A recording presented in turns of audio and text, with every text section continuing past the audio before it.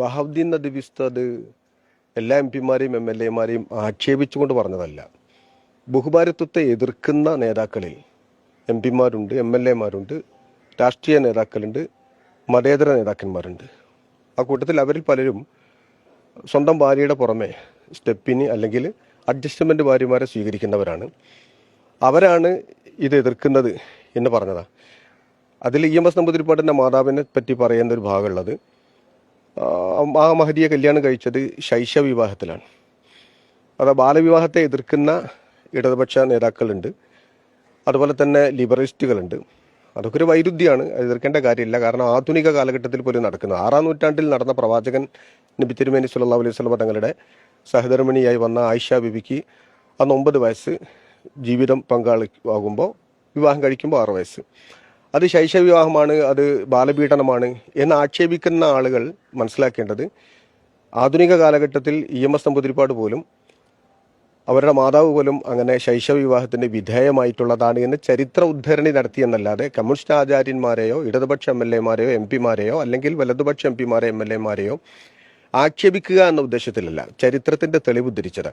ഇപ്പൊ Karl max വിവാഹം ചെയ്തത് 1883-ലാണ് അദ്ദേഹം മരണപ്പെട്ടത്.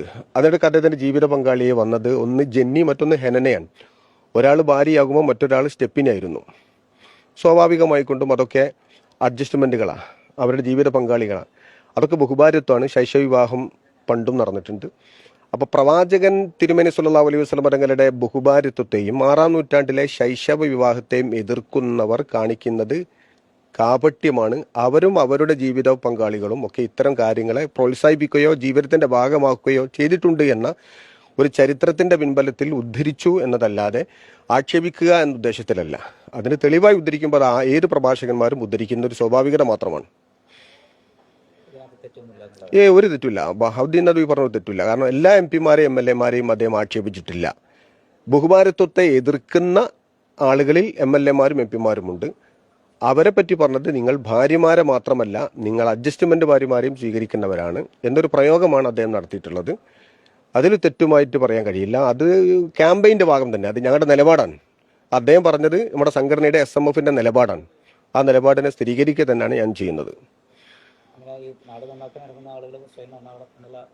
അല്ല, നന്നാവുക എന്നതല്ല, ഇത് ചീത്തയായ ഒരു സ്വഭാവമല്ലല്ലോ. ഇത് ബഹുഭാരത്വം ചീത്തയായ ഒരു സ്വഭാവമല്ല. ബഹുഭാരത്വം ചില സന്ദർഭങ്ങളിൽ അനിവാര്യമായ ഒരു കാര്യമാണ്. അതുകൊണ്ട് നാട് നന്നാക്കുന്ന ആളുകൾ ജീവിതത്തിൽ പകർത്താത്ത കാര്യങ്ങൾ പറഞ്ഞു മറ്റുള്ളവരെ തെറ്റിദ്ധരിപ്പിക്കരുത് എന്നത് മാത്രമേ ഇതിന്റെ മെസ്സേജ് ഉള്ളൂ. അവരുടെ ജീവിതത്തിൽ ബഹുഭാരത്വത്തെ സ്വീകരിക്കുകയോ അവരുടെ കുടുംബത്തിൽ ബാലവിവാഹത്തിന് വിധേയമാവുകയോ ചെയ്തിട്ട് അവരും അവരുടെ ആചാര്യന്മാരോ അവരുടെ പിന്മുറക്കാരോ അവരുടെ നേതാക്കളോ ജീവിതത്തിൽ പകർത്താതിരിക്കുകയും ചെയ്യുന്ന ഒരു കാപട്യം അത് തുറന്നു പറയുക തന്നെ ചെയ്യും. അതാണ് അദ്ദേഹം പറഞ്ഞിട്ടുള്ളത്.